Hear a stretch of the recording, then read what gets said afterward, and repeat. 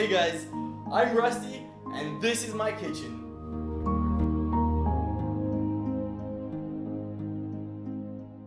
Here's my take on the pumpkin bifflin.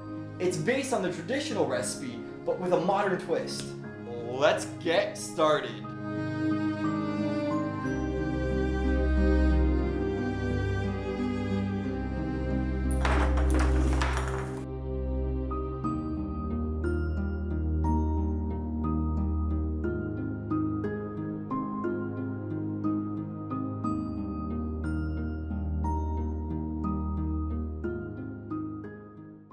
To begin, we're gonna have to take a look at the star of the recipe, the pumpkin. This one in particular is perfect and round. First off, we're gonna have to cut into the rind.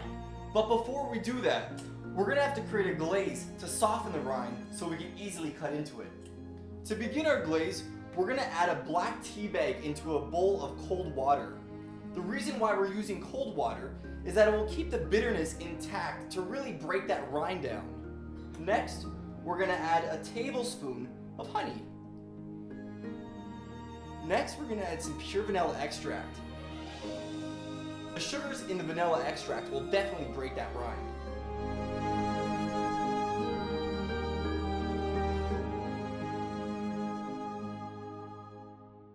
Next, we're gonna discard the liquid from the glaze.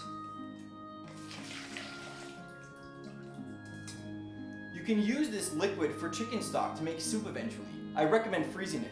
Once you have the ice cubes, put them in the freezer. Once the glaze has frozen over, we're gonna blend them. We're gonna blend them with some lactose-free milk. The lack of lactose is really gonna bring out the structure and dynamic flavors of the glaze.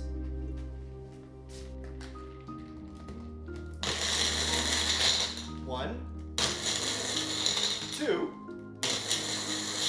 and three. Your glaze is done.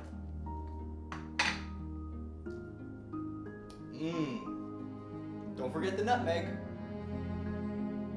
Let's cut into the pumpkin, but first, let's glaze it to soften it.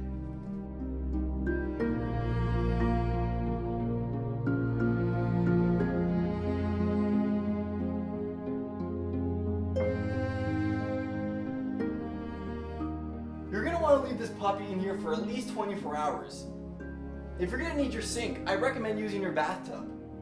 But minimum 24 hours. Wow, the glaze really worked. You can tell that glaze really broke down the enzymes and gave it this really unique pattern. Let's pat it dry before we sear it.